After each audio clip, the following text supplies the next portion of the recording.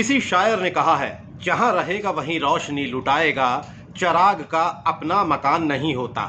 अब भाई चिराग तो जहां रहे वहां रोशनी लुटाए, लेकिन चिराग पासवान ने तय कर लिया है कि वो अपनी रोशनी अपनी शर्तों पर ही लुटाएंगे।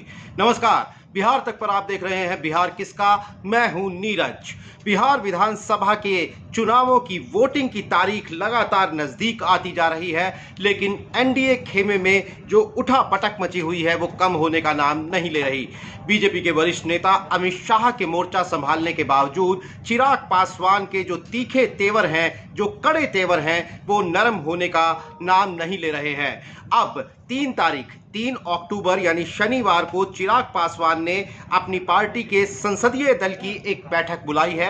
इस बैठक में स्पेशल इनवाइटी, विशेष तौर पर आमंत्रित किया गया है एलजेपी के नेता, बिहार के नेता शाहनवाज कैफी को, और प्रदेश संसदीय बोर्ड के अध्यक्ष हैं राजू तिवारी। इन दो नेताओं को खास तौर पर पटना से बुलाया गया है इस बैठक में शिरकत करने के लिए।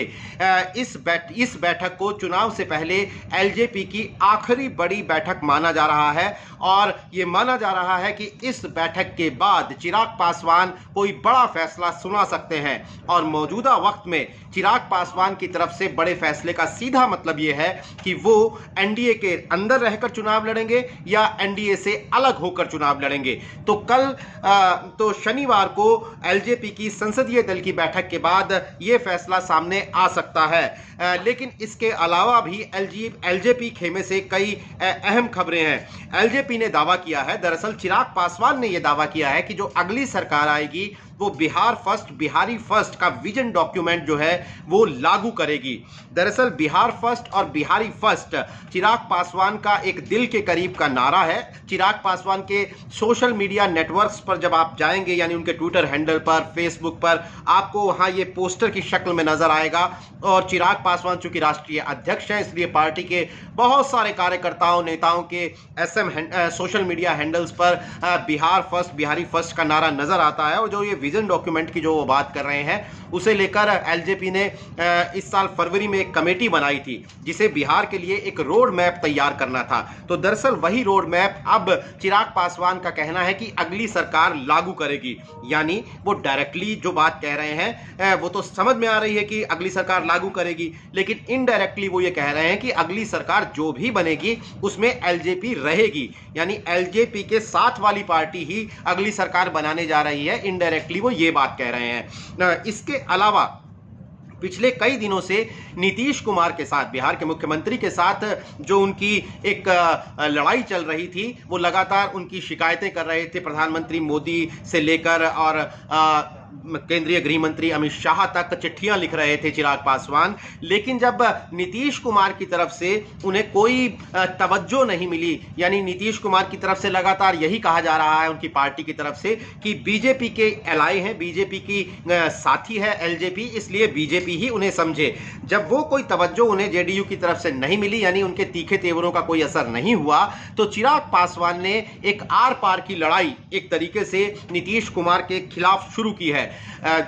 चिराग पासवान की तरफ से यह कहा गया है, Bihar first, Bihari first document तो लागू करेगी अगली सरकार। इसके अगली बात उन्होंने कही है कि जो नीतीश कुमार का 7 निश्चय कार्यक्रम है वो भ्रष्टाचार का पिटारा है।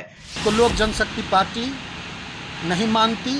बिहार सरकार का जो 7 निश्चय है वह पूरी तरह से भ्रष्टाचार का पिटारा है। लोक जनशक्ति पार्टी 7 निश्चय के साथ खड़ी नहीं है। बिहार सरकार ने जितने भी काम 7 निश्चय के तहत कराए हैं, पूरी तरह से उसमें लूट हुआ है। ये एक बहुत बड़ी बात है, क्योंकि 7 निश्चय जो कार्यक्रम है नीतीश कुमार का, वो उनका फेवरेट एक प्रोग्राम कहा जाता है।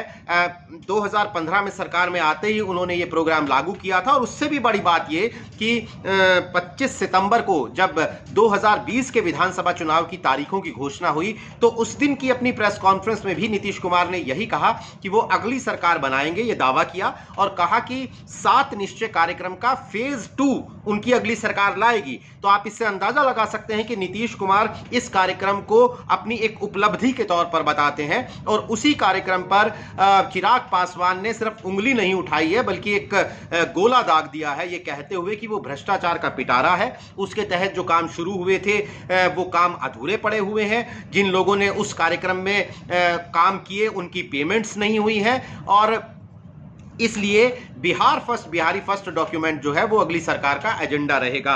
ये बात कहकर चिराग पासवान ने एक बात तय कर दी है कि वो भले ही एनडीए के भीतर रहकर चुनाव लड़ें, लेकिन एनडीए के भीतर बीजेपी से तो उनकी नजदीकी रहेगी, लेकिन जेडीयू के खिलाफ उनकी तलवारें तनी रहने वाली हैं। चुनाव के नजरिए से एनडीए के लिए ये कोई अच्छी बात नहीं है। हालांकि नीतीश कुमार ने हम पार्टी के जीतन राम मांझी को साथ लेकर अपने जो जातीय समीकरण है वो तो साध लिए हैं, ऐसा माना जा रहा है, लेकिन फिर भी कुछ सीटें ऐसी जरूर हैं जहां पर चिराग पासवान, अगर वहां जेडीयू के कैंडिडेट्स हैं और चिराग पासवान उन्हें उनके खिलाफ काम करते हैं तो उन्हें अपनी जीत को लेकर मुश्किलें खड़ी हो सकती हैं जेडीयू के कैंडिडेट्स को।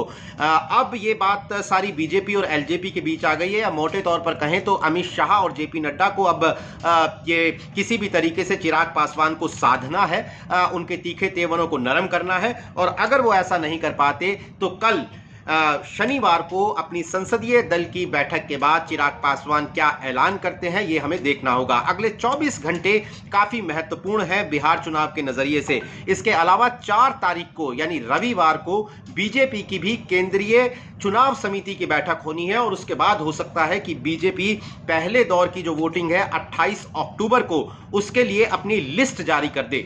उससे भी ये इशारा मिलेगा कि एलजेपी के साथ, एलजेपी के लिए जो सीटें बीजेपी को छोड़नी है वो फॉर्मूला